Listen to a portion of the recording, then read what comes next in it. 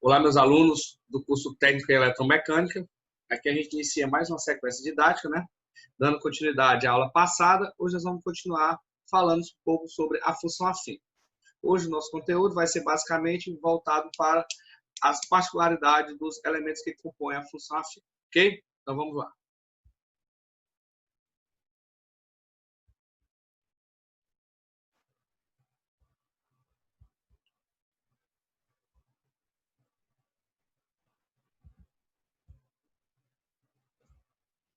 Vamos lá. A aula de hoje é a variação da função afim. Sou eu, professor Daniel Clebson, então vamos lá. Variação da função afim. A variação da função afim. Vamos entender três definições bem simples e básicas sobre a função afim. Com relação à reta representada da função afim, é isso? A gente sabe que é uma reta. A função afim, lembrando que a reta ela tem um crescimento linear ou um decrescimento linear. E ela é representada por f de x é igual a x mais b. A x mais b, que maneira? Então aqui, ó, o x é a variável, estamos todos aqui na variável x. Onde A e B são constantes e o A tem que ser diferente de zero. A gente já falou na aula passada que esse valorzinho aqui tem que ser diferente de zero, porque se isso aqui zerar, eu teria que um f de x é igual a b. F de x igual a b é um caso particular da função afim, que é a função constante. Primeiro, o coeficiente angular. Então, qual é o papel do A dentro da função afim? É a taxa de variação, gente. O A faz o papel da taxa de variação, a taxa de variação média de y com relação a x. Por quê? Vimos também na aula passada que eu tenho que o f de x é igual a y. Então, significa dizer o quê? Que eu tenho um par ordenado xy na minha função. Quando eu coloco o valor x na minha função, sai uma imagenzinha de y.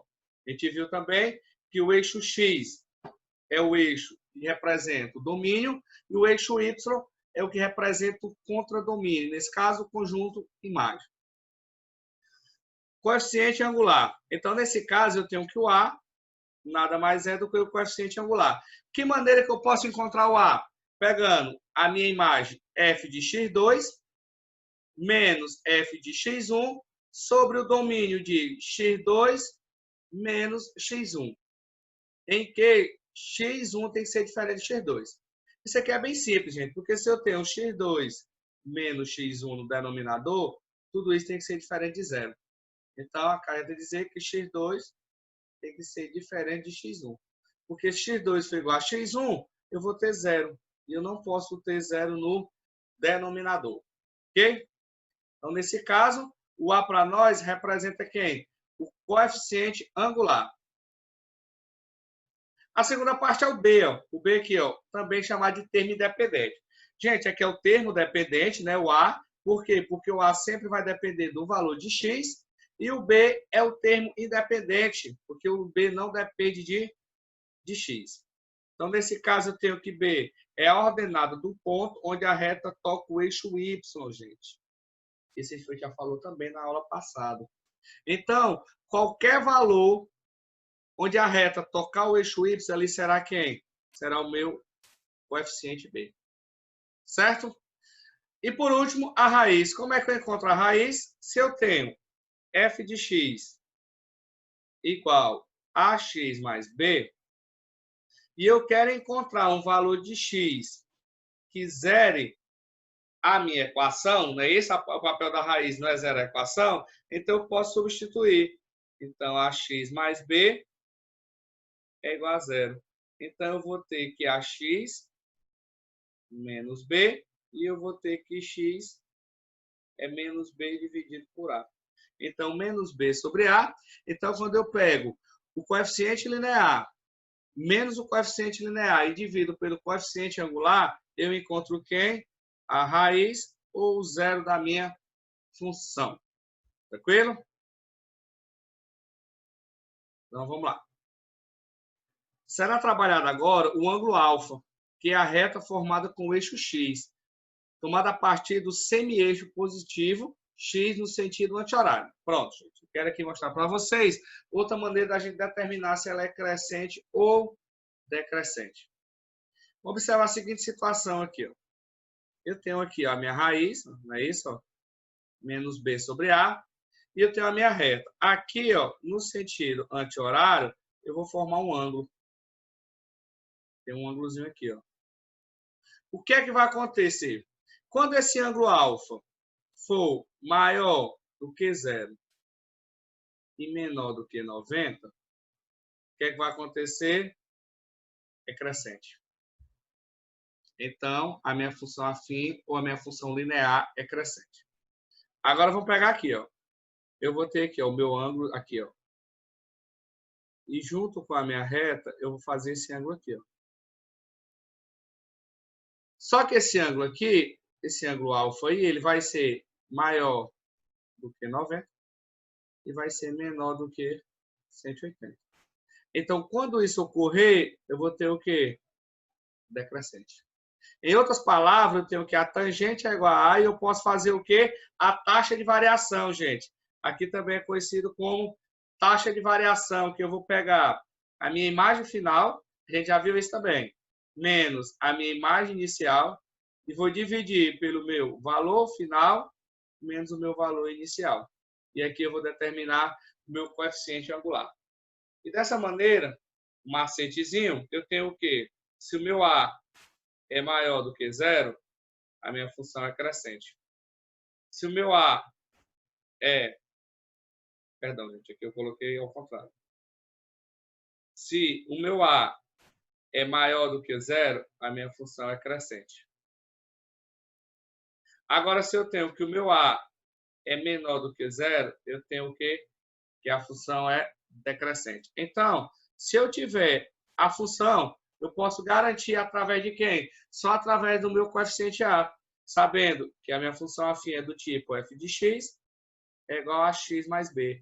Então, quem vai determinar se é crescente ou decrescente é o meu coeficiente A, que é o meu termo dependente, que acompanha x. Vamos lá? Então, aqui, ó, com base no exposto, a gente tem o quê? A gente viu a tangente, né? A tangente do ângulo alfa, que é a reta formada pelo semi-eixo positivo x e o coeficiente angular da taxa de variação da reta. A gente pode encontrar pegando a minha imagem final, que aqui nesse caso é f de x2, menos a minha imagem inicial, que é f de x1, dividido por meu valor final do domínio, que é x2, menos inicial. Se o A for maior do que 0, isso implica dizer que alfa é maior do que 0, que é meu ângulo, e é menor do que 90. Então, é crescente. Então, eu tenho uma função afim crescente.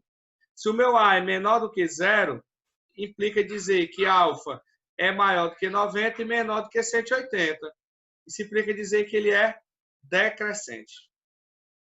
Aqui, ó, o gráficozinho da função crescente. A função é f de x igual a x mais b crescente quando A é maior do que 0.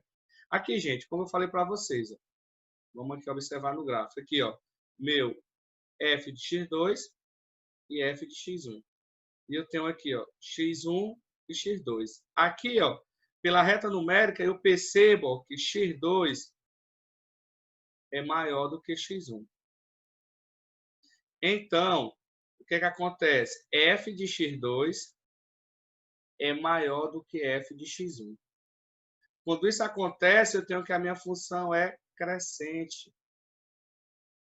Quando eu tenho que os domínios são maior e a imagem continua com o mesmo sinalzinho da desigualdade, é maior. Qual o macete que eu dou? Se o sinal da desigualdade estiver todos para o mesmo lado, a função é crescente. Vamos ver aqui agora quando ela é decrescente. Agora aqui, ó, vamos observar aqui, ó. Eu tenho aqui, ó, no caso, x1, não é isso? x2. Aí eu vou ter aqui, ó, x1, f de x1 e f de x2. Aqui eu posso garantir, ó, x2 continua sendo maior do que x1. Então, aí o que é que está acontecendo com a imagem? F de x2 está sendo menor do que f de x1. Quem me garante isso? Porque ele está abaixo de 0. Então, nesse caso, eu tenho que a minha função é decrescente. E um macete, gente, que eu dou para vocês, Ó, o macetezinho aqui. Aqui, ó, sinais da desigualdade para lados diferentes. Então, eu tenho que a minha funçãozinha é decrescente. Ok? Então, vamos dar uma analisadazinha num software bem bacana que se chama GeoGebra. Gratuito, fácil de a gente poder estar manejando ele e muito útil no campo das exatas, viu? Então, vamos lá. Vou fazer aqui vou botar aqui de menos 50 e, né? Vou criar os controles deslizantes. O incremento eu vou botar 1, que é quando é que ele vai se deslocar. Fazer outro incrementozinho aqui, B. Pronto. De menos 50, manter o mesmo padrão do primeiro. Vou botar o incremento 1. Tranquilo. Agora eu vou criar minha função afim. F de x, só que eu não vou dar valor para elas. Vou colocar o A, estrelinha, né, que é a multiplicação x mais B. Pronto. Aí a minha função afim. Quem são esses controles deslizantes? De acordo com como eu vou mexendo aqui, ó. Peraí, deixa eu só... Pronto. De acordo com como eu vou movimentando aqui os meus valores, ela vai sendo correspondido aonde? Na minha função. Então, vamos lá. Vamos botar todo mundo zero. A igual a 0 e B igual a 0. Se A for 1, botar A igual a 1. E vou botar B igual a... deixar B igual a 2. Pronto. Então, o que acontece? Se A for igual a 1, eu percebo que a minha função ela é o quê? Crescente. Por quê? Porque esse ângulozinho aqui, vamos lá, esse ângulozinho aqui, ó, ele é menor, esse ângulozinho aqui, ele é menor do que 90, ele é maior do que 0 e menor do que 90. Agora eu vou pegar o meu A negativo.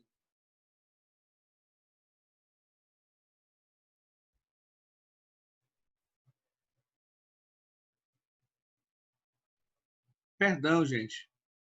O meu A estava negativo. Ok. Então, eu vou ter o quê? Vou botar o B aqui para o outro lado para ficar igual ao exemplo. Pronto. A gente vê. Pronto, tá aqui. Então, eu vou ter o quê? Que o meu ângulozinho aqui vai ser maior do que 90 e menor do que 180. Então, é uma função decrescente. Agora, se eu mudar aqui, ó, botar 2. Mesmo o B sendo negativo, eu vou ter que esse ângulo aqui, ó. Aí eu vou ter aqui uma reta perpendicular, né? Deixa eu traçar uma reta perpendicular aqui. Pronto, uma reta perpendicular. Pronto, aqui a reta perpendicular é uma reta de 90 graus. Então, eu percebo aqui, ó, que ele é o quê? Menor do que essa reta. Agora, vamos botar o A negativo. Vamos botar o A negativo. Olha, o A negativo.